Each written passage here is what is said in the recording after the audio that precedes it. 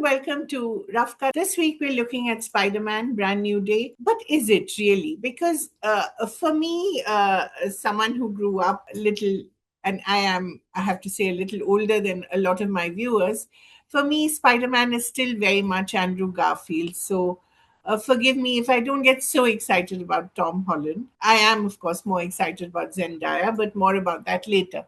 But for me, Spider Man Brand New Day is really a little disappointing because we do go in expecting a brand new day, and we do get it initially because, as we know from the last Spidey, memories of him have been wiped out from his friends' lives. So they really have no clue about who he is, about who Peter Parker is. They've also grown up. That's, of course, both MJ and her friend, played by Jacob Batalon, and of course, MJ is played by Zendaya. So there is that slight trauma to it, not slight, actually, considerable trauma to it about people around you whom you love so much, not knowing who you are and knowing that you've actually helped in doing so because you want to keep them safe. So we go and expecting a lot of angst, which is added to the fact that they've grown up now, that the whole world is not as it was. New York, yeah, I guess Mamdani's New York really looks quite dystopian and has a sort of haze over it, and their collisions and their crashes all around, and somehow New York still tends to survive. And everything looks very industrial grade and very dystopian. So, really, what is Spider-Man's role in this new world? Of course, he's still saving people, still protecting New York as much as he can. But what about his own life? His aunt is no longer alive. Marisa Tomei, of course, comes back in a short cameo, and she's wonderful. And the villains are at it, including a new villain played by Sadie Sink, whom we know from Stranger Things, but she's playing someone who is from X Men, Jean Grey. And she has this remarkable ability to actually get into people's bodies and minds and, uh, uh, you know, make them think in a particular way, which I believe is called telekinesis. I think I'm right. So, what happens in such a case? Where does Spidey go? Does he become more of Peter Parker and tries to recover who he was, who he wants to be? Or does he become more of Spidey and control his arachnid hormones and all sorts of uh, scientific mumbo jumbo, which is made, which is supposed to make us feel intelligent, but frankly just goes above my head. Um, but that's where the film really fails, I think.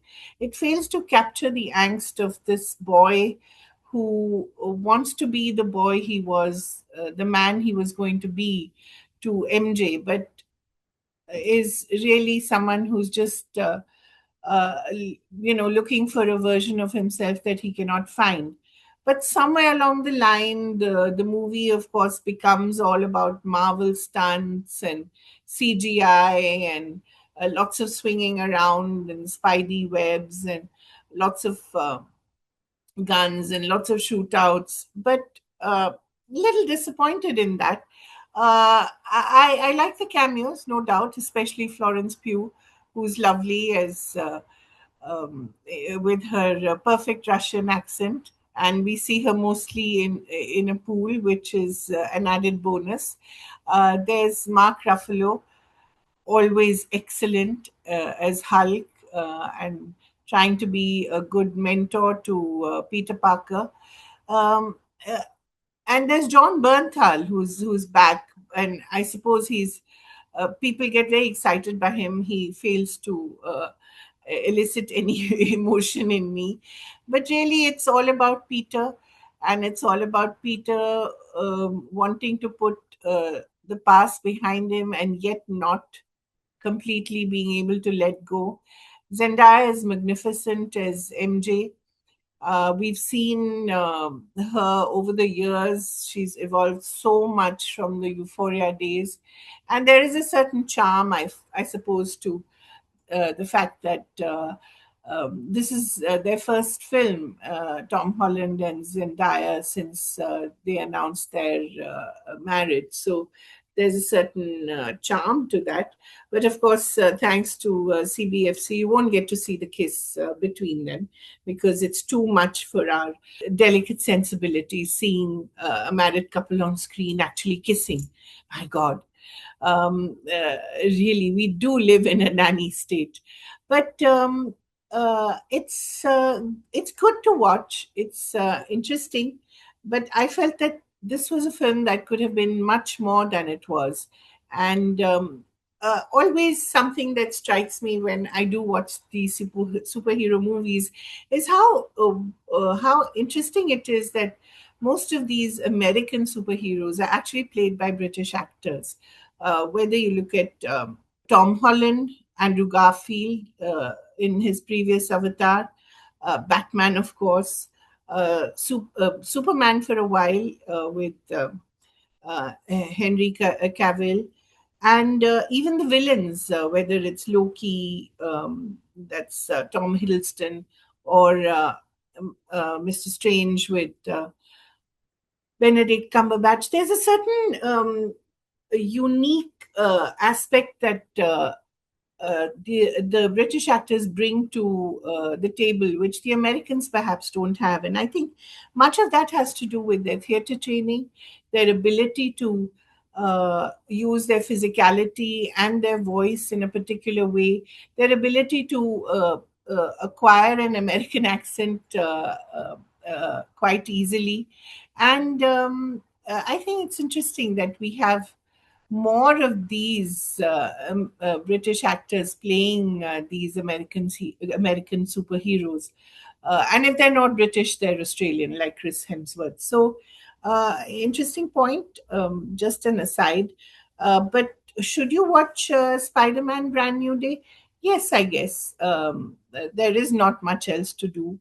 The CJP protests have ended. Uh, there's not very exciting cricket going on, if there is at all. Forgive me.